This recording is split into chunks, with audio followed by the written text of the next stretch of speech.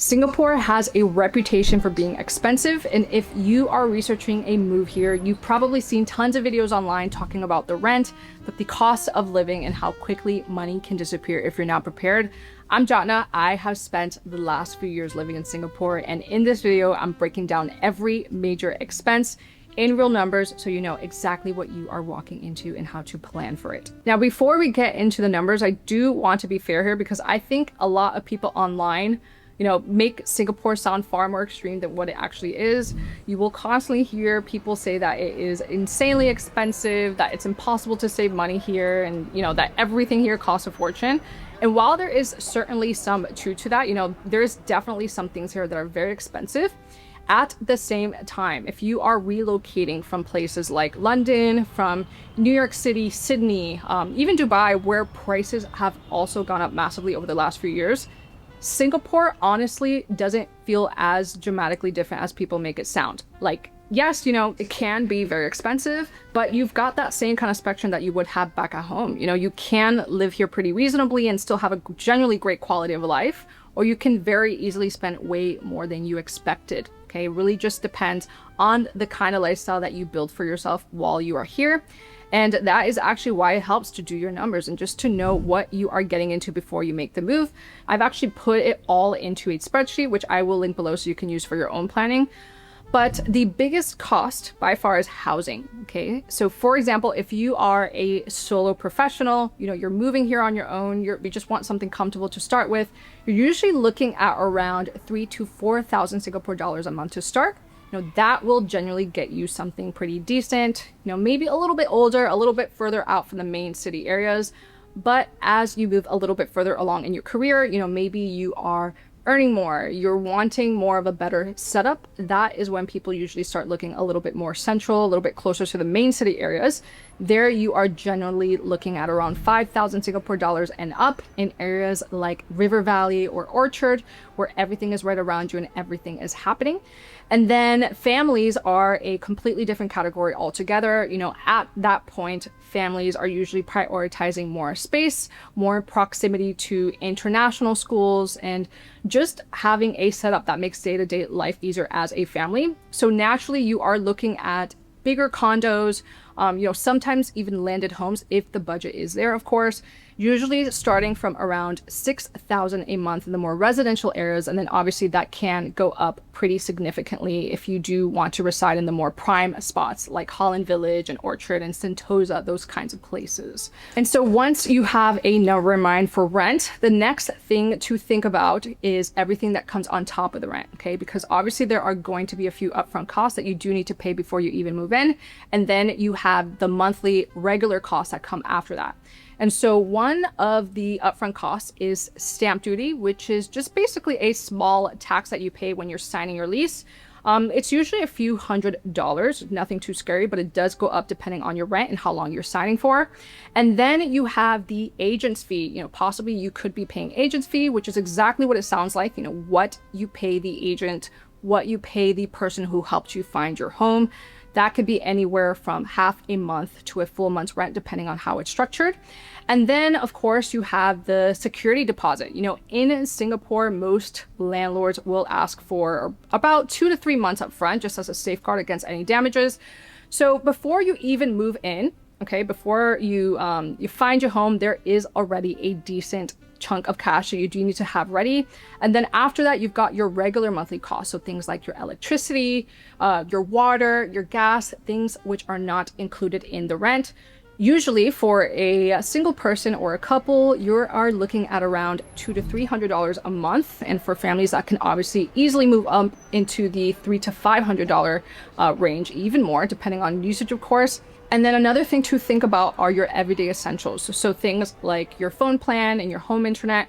That is actually one of the easier parts of living in Singapore, and honestly one of the cheaper ones as well. So what most people do is they just use a SIM-only plan. So if you have a phone that is compatible with the local SIM card, you could just simply get a local SIM card and just pay around 20 to 30 Singapore dollars a month for more than enough data for everyday use.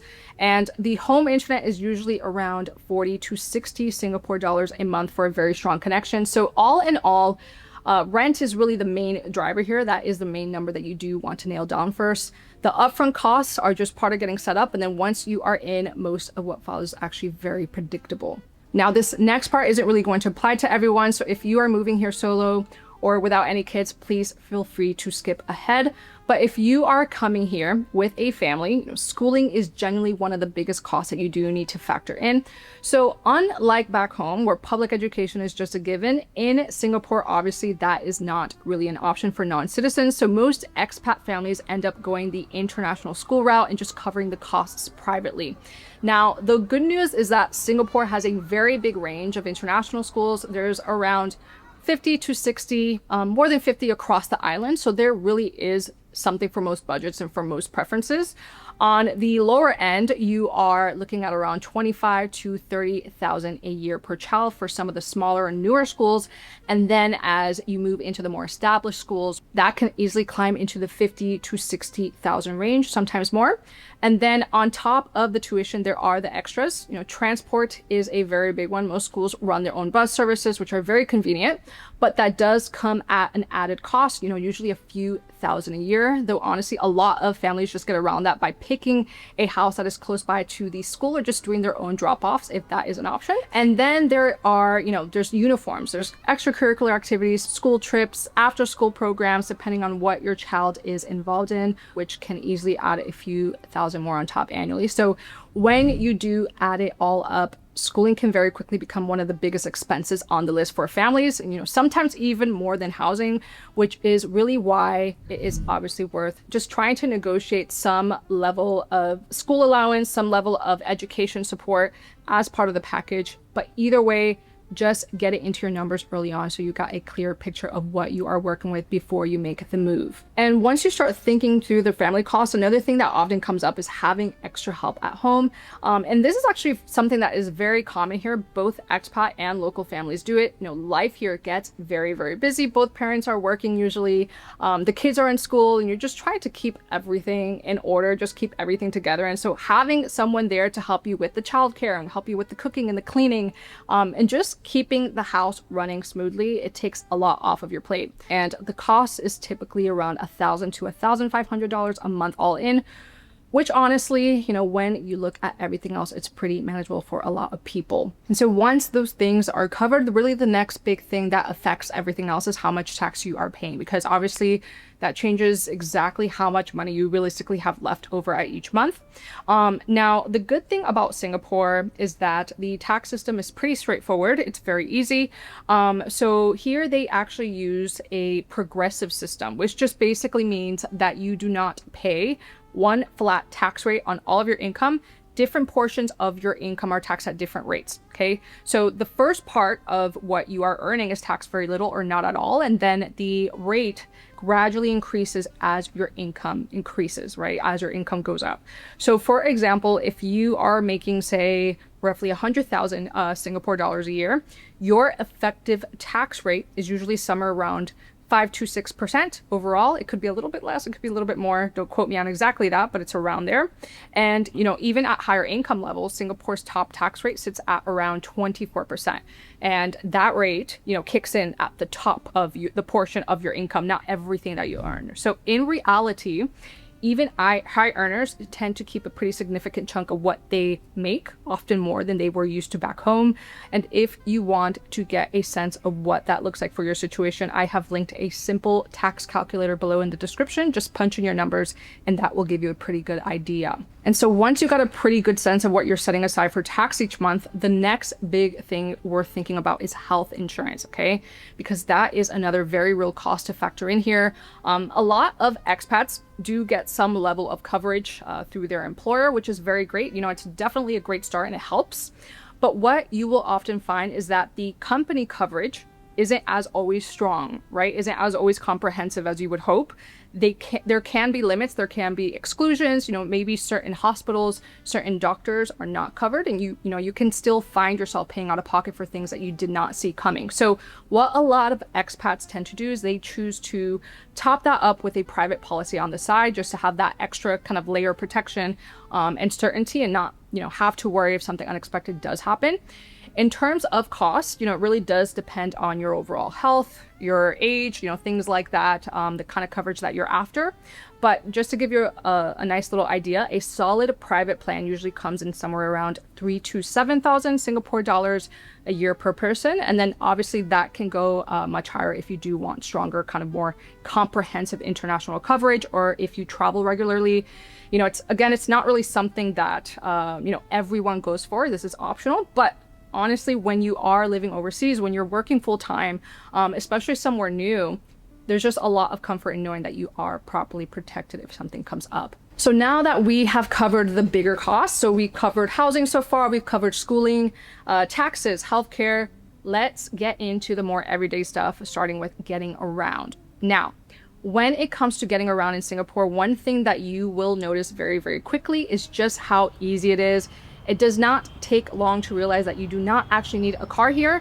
The MRT is extremely reliable. Everything is super well connected. And for most day-to-day trips, it's honestly the easiest option for you. On top of that, you have things like apps like Grab and Gojek. I personally use Grab, which is just basically Singapore's version of Uber. And also taxis are very easy to find here. They're generally very, very affordable. So most of the time, really, you're either on the MRT or you're just booking a ride when you do need one. In terms of cost, the MRT is very, very affordable. It's usually around 1 to 2 Singapore dollars a trip. Grab tends to kind of fall somewhere in the $10 to $30 range for most rides. It can start to add up if you are using it constantly, to and from work. If you're hopping on a Grab to dinner, just getting around during the week, that is when you do start to kind of see it show up in your monthly spend. But even then, honestly, compared to somewhere like New York or London, where a single ride can easily cost you $50 to $100, 50 to 100 pounds, it still feels pretty cheap. It feels very manageable here. So most people, honestly, getting around is actually one of the easier parts of the budget. Now, when it comes to food, this is probably one of the most flexible parts of your budget as well. So it really just depends on your habits, right? If you keep things simple, if you're cooking at home, you're shopping at local markets, local food markets, just keeping things pretty simple and basic, you can keep costs quite low. But once you start leaning more towards the imported products, so maybe products from cold storage, for example, little farms, which are a little bit closer to something like Whole Foods, you will notice prices start to go up very, very quickly. And that is mainly because Singapore imports most of its food. Okay, Singapore is a very small country with very limited farmland. So a lot of what you are buying is coming from overseas. And so naturally that does show up in the price. It reflects into the price. And it's really the same idea when it comes to eating out. At one end, you've got your hawker centers, your local spots where you could genuinely eat very amazing food very well for 5 to 15 Singapore dollars. And then as you do move up, you get into the more mid-range restaurants. So these are your cafes, these are your dinners, your weekend brunches with your friends, which is honestly where a lot of expats do tend to spend most of their time. At that point, honestly, it really just starts to feel similar to eating back at home, somewhere like Miami, Sydney, London, where you are looking at around $20 to $100 or more per person. And then once you move into the higher end, this is where prices really begin to pick up. Singapore has a very, very big fine dining scene here. So it's very easy to find yourself at one without really planning to. You might start around $100 per person. And then obviously, depending on the experience, if you are ordering drinks, the courses, everything, it can quickly move into the $300 to $500 range or more. So again, it really just comes down to your preference, to how you go about it. You can keep food pretty reasonable day to day, or you can easily spend quite a bit. Singapore gives you both options. And fitness is exactly the same story. You can keep it pretty affordable, or you can spend quite a lot more. Just depends on what you are into. On the more affordable end, you've got your gyms like Anytime Fitness. It's usually around 80 to 100 to $120 a month. It's nothing super fancy, but you do have everything that you need. It's open 24/7, and for most people, it honestly does the job.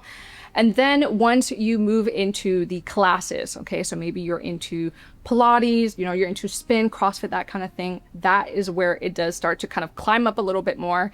A single class can easily be 30 to 50 Singapore dollars. And if you are going a few times a week, you're probably somewhere in the 200 to 400 range a month. And then at the higher end, you've got your more premium gyms, your premium options like Virgin Active or YouFit, located in the city where they have nicer facilities. They have kind of more variety, a pool recovery area, more of that full lifestyle feel. And those can easily run 250 to 350 Singapore dollars a month or more.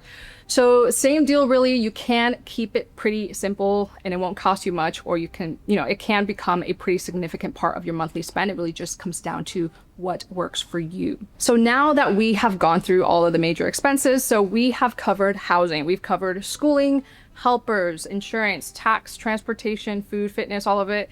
The real question is, what does it actually look like in real life when you put it all together? So to make this a little bit more practical, a little bit more easier, I have put together 3 very common expat scenarios: a single professional, a mid-career professional living with a partner, and a family with 2 kids in international school. So for the single expat professional, okay, let's say you are a younger professional, you're living on your own, maybe you just want something comfortable to start with. You're living in a 1-bedroom apartment. Rent is almost always going to be your biggest expense. Now, if you are paying around the average for a 1-bedroom here, cooking most of your meals, you're going out every now and then with your friends, you're grabbing coffees here and there, you are realistically looking somewhere around the 5,000 to 7,000 Singapore dollars a month range overall. That number obviously can definitely come down if you are sharing a place here, right? If you have a roommate, you're living a little bit further out from the city, just kind of being more careful with your spending in general, that can definitely bring it down. But once you do have your own place here, you're adding a little bit more of convenience and lifestyle into the mix. This is usually where things start to land for a lot of solo expats. If you are more in the mid-career professional category, so whether you are, on your own or living with a partner, you naturally tend to have a little bit more flexibility, and usually that shows up in your lifestyle a little bit more. So maybe you are in a nicer, bigger condo. Maybe you're eating out a few times a week here and there, staying active, enjoying the city, just having a little bit more freedom to do things without having to think too hard about every single expense. For a lot of expats at that stage, a very realistic monthly range tends to land somewhere around 8,000 to 12,000 a month. Plenty of people obviously spend way more than that, especially if they are more in the central areas, if they're dining out regularly, kind of leaning more into the premium side of Singapore. But generally speaking, 8 to 12 is where a lot of mid-career expats naturally settle once they are comfortable, once they are living well here. And then obviously once you start to add a family into the picture, the numbers do step up pretty significantly between having a larger home, between paying for international school fees, especially if you have more than 1 kid. It is very common to see monthly budgets sitting somewhere in the 18 to 30,000 Singapore dollar range or higher. And this is really where the stage where planning matters the most, because when you are moving an entire family here, you genuinely cannot afford to just wing it and just figure it out once you get here. You do need to know what you are working with, right? You do need to know what your fixed costs are, what is left over after everything is accounted for before you make the call. All right, so those are the 3 expat scenarios, and those are the kinds of numbers that you are realistically looking at as an expat here. And the way that I would look at it is, Singapore only makes sense if the numbers make sense, right? If the math makes sense for you personally, not just, what your salary is, not just what lands in your bank account, but what your actual life here is realistically going to cost. Because again, like I said before, yes, you can earn well here and the opportunities are amazing. The opportunities are genuinely there. But it is also very, very easy to spend way more than you think if you're not paying close attention to what things are actually costing you day to day. So if you are moving, to Singapore, maybe you're thinking about moving to Singapore, it's genuinely worth having that conversation with your employer about what is included in your package, whether there is a housing allowance in there, maybe there's some school fee support, support on the relocation side, because a lot of companies do offer that kind of help. And obviously it can make a very significant difference in your numbers and how everything actually looks like once you are here. So if you want to map it all out for yourself, you want to get to know your numbers for your own situation, I have linked the spreadsheet and a few tools below that you can use. Otherwise, I will be going a lot deeper into the different parts of life in Singapore in future videos, neighborhoods, lifestyle, finances, how to actually approach the entire move. So if that is something that you are interested in, there is more to come.